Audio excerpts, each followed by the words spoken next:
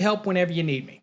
Okay, so anyway, enough of that. Today's lesson, we're going to be looking at non-metallic sheathed cable, NM. Of course, it goes by a trade name Romex for Southwire, but the real name is non-metallic sheathed cable. And so we're going to be looking at an aspect of it that I see this all over TikTok, and I'm seeing this all over Instagram and all these places, and these so-called experts are saying, well, I'm allowed to use non-metallic sheath cable outside in a raceway in a wet or damp location. I'm seeing this all over the internet. Look, I'm here to tell you, and I just recently had a communication with a counterpart of mine over in a large manufacturer of wiring cable that's down in Georgia, as well as I am the director of technical service for Prismium Encore Wire. Both of us make non-metallic sheath cable. Okay, so you have collectively the largest manufacturers of non-metallic sheath cable. Okay, so I'm speaking from this position. Okay, all right. Now, I have heard where people say, hey, my jurisdiction allows me to go up to 10 feet outside with non-metallic sheath cable. Or my jurisdiction's okay with using the conductors inside of it, stripping them out, and being able to do it. I'm seeing this all over the place. Okay, I'm here to give you the definitive truth. Now, whether a jurisdiction allows this, that's possible. If they put it in writing and they do an amendment.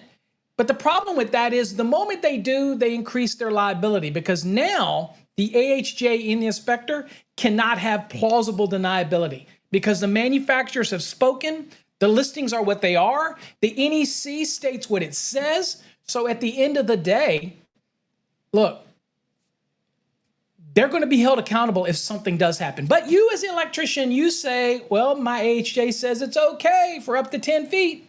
Okay, well, you just do you, boo. But here I'm going to set the record straight. And for all you AHJs out there who are allowing non-metallic sheath cable to be used in a wet or damp location, anywhere outside or in a raceway outside, don't be contacting the manufacturer in case something happens, because you're on your own. And whatever happens to the electrician, they're on their own, because the code is a minimum safety standard. Okay? All right. With that said, let's go see what the NEC says about this first. Okay? So here we're at the National Electrical Code. So let's knock this one out first, because everybody hates this one like, Paul, you're just quoting code. Okay, I'm going to quote code for you. Ready? So here we're at non-metallic sheath cable, and this is a minimum safety standard, by the way. So here I am, Article 334, okay? And I am in the 2023 edition of the NEC. I will mind you that this did not change, okay? Whether you're in the 2020, 2017, 2014, 2011, it did not change, okay? All right, so let's go down and look at uses not permitted. So this is, you are not permitted to use a non-metallic sheath cable in these specific applications or locations, okay?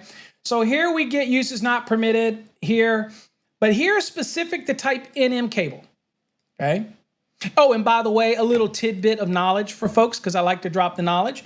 If you see NM-B, the B only signifies that the conductors inside of it have a 90-degree rated insulation.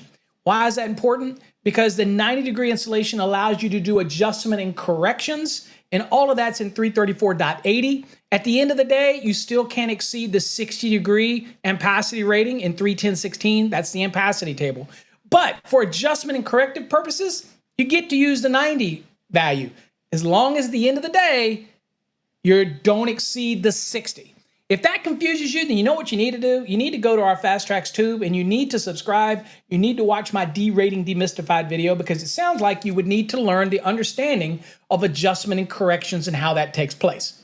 Don't worry, we got you covered in those videos.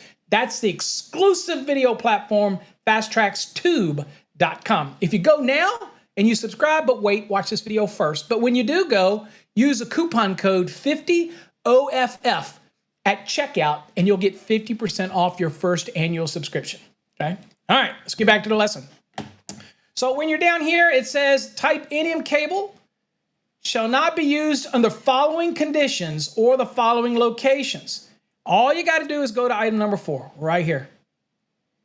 Wet or damp locations, okay?